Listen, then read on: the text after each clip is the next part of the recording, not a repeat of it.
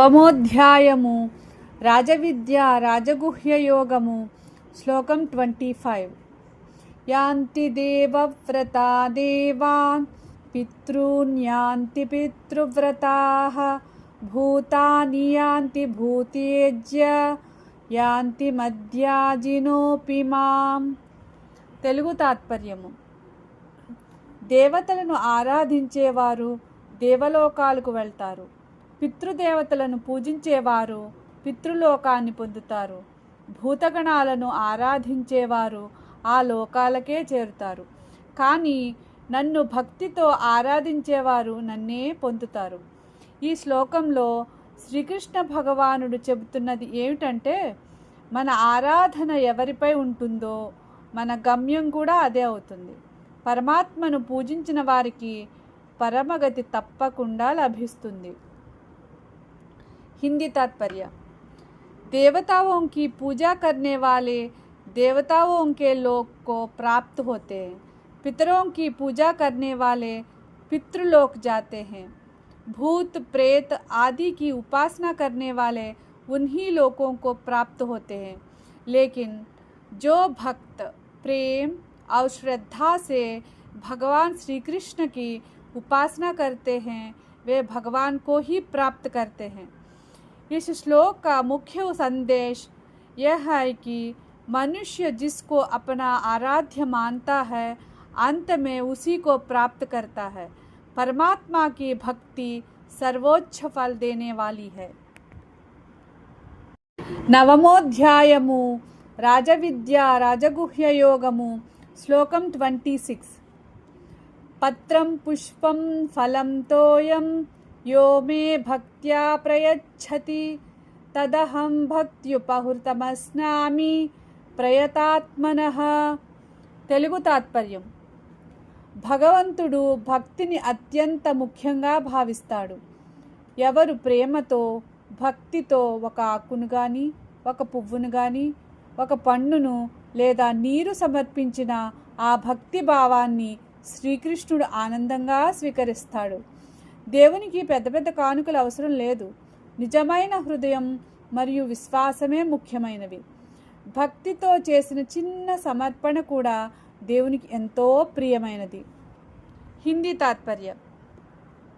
भगवान कहते हैं कि जो भक्त प्रेम और श्रद्धा से पत्र पुष्प फल या जल अर्पित करता है मैं उसे प्रसन्नतापूर्वक स्वीकार करता हूँ. भगवान के लिए वस्तु का मूल्य महत्वपूर्ण नहीं है, बल्कि भक्ति की सच्ची भक्ति और शुद्ध भावना महत्वपूर्ण है. यह श्लोक सिखाता है कि ईश्वर को पाने के लिए सच्चा प्रेम और समर्पण ही सबसे बड़ा साधन है. నవమోధ్యాయము రాజవిద్య రాజగుహ్య యోగము శ్లోకం 27. యత్కరోషి యదస్నాసి యజ్జుహోషి దదాసి యత్తపస్యసి కౌంతేయ తత్కురుష్వ మదర్పణం. తెలుగు తాత్పర్యం. ఓ అర్జున, నీవు చేసే ప్రతి పనిని, తినే ప్రతి ఆహారాన్ని, చేసే ప్రతి యజ్ఞాన్ని, ఇచ్చే దానాన్ని, చేసే తపస్సును ఇవన్నీ నాకు అర్పణగా చేయుము.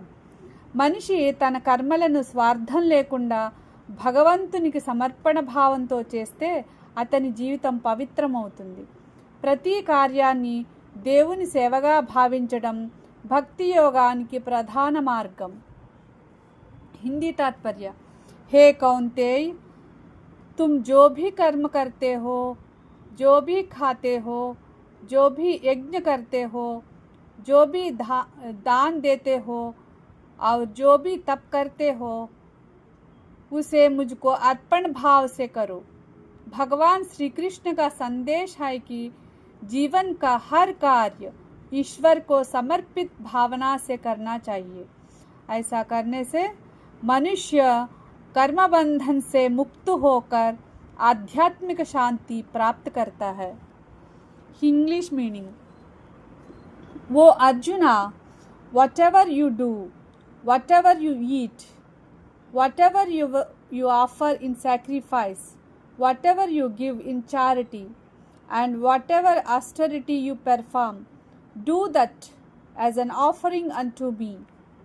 Lord Krishna teaches that every action in life should be performed with devotion and surrender to God.